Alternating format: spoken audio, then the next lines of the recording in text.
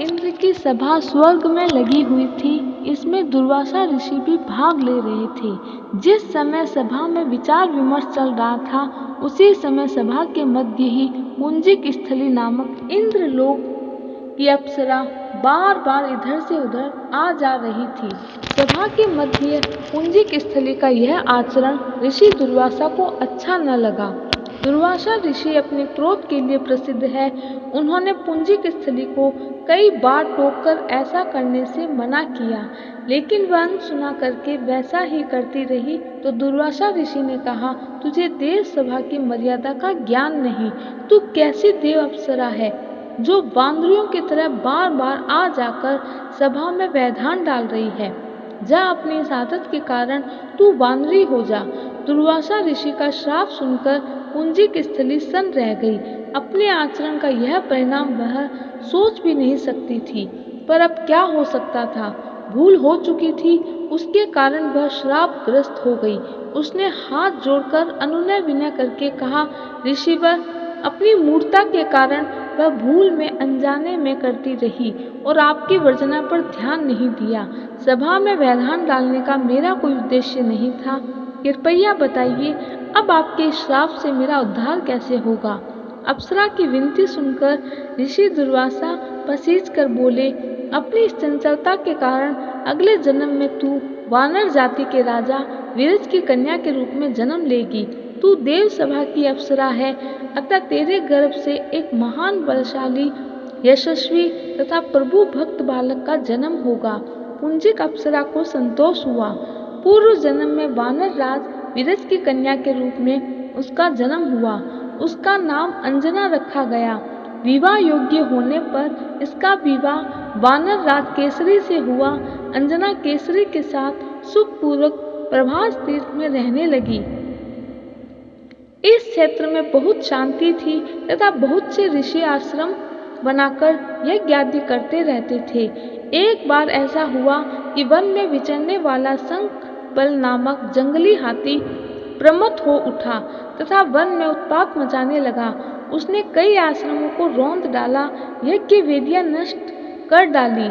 उसके भय से भागते हुए अनेक तपस्वी बालक आहत हो गए। कई आश्रम उजड़ गए। कई ऋषि भय के कारण आश्रम छोड़कर चले गए। केसरी को जब शंख बल नामक हाथी के इस उत्पात का पता लगा, तो वह आश्रम तथा आश्रम वासियों की रक्षा के लिए तत्काल वहां आए और शंख बल को बड़ी कुशलता से घेर कर उसके दोनों दांतों को पकड़कर उखाड़ दिया। पीड़ा से चिंघाड़ता हुआ वह हाथी वहीं धराशायी हो गया और मर गया। आश्रम की रक्षा के लिए उनके अचानक पहुंचने तथा हाथी को मारकर आश्रम वासियों को निर्भय कर देने वाले केसरी का ऐसा बल देखकर ऋषि मुनि बहुत प्रसन्न हुए और केसरी के पास जाकर आशीर्वाद देते हुए कहा, वानर राज केसरी, जिस प्रकार तुमने आज हमारी सबकी तथा आश्रम की रक्षा के लिए इस प्रकार भविष्य में तुम्हारा होने वाला पुत्र पवन जैसे वेग वाला होगा तथा रुद्र जैसा महान बलशाली होगा। तुम्हारे बल तेज के साथ उसमें पवन तथा रुद्र का तेज भी व्याप्त रहेगा। केसरी ने कहा, ऋषिवरों, मैंने तो बिना किसी कामना के प्रमत्त हाथी का, जो किसी प्रकार वश में नहीं आ रहा था, मार कर आपकी इस यज्ञ भूमि को निर्भय कर दिया है। आपका दिया यह आशीर्वाद मुझे शिरोधार्य है।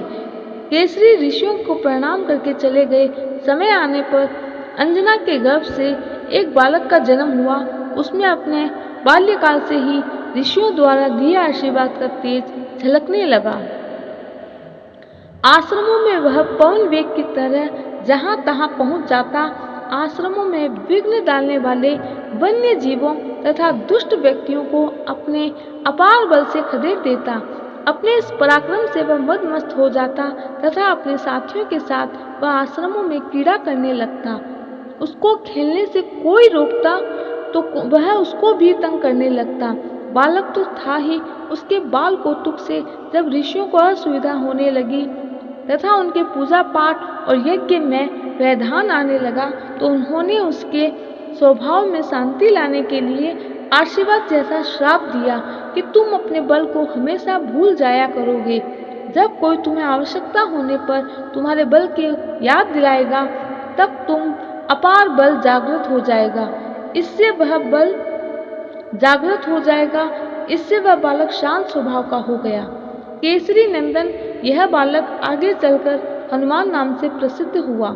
सीता जी की खोज के लिए जब कोई समुद्र पार करने का साहस नहीं कर रहा था और हनुमान भी चुप बैठे थे, तो जामवंत ने हनुमान जी को उनके बल की याद दिलाई।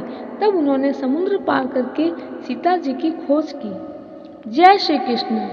दोस्तों, मेरी ये कहानी अगर आपको अच्छी लगी हो तो मेरे चैनल को सब्सक्राइब करना ना भूलें। वीडियो देखने के लिए धन्यवाद।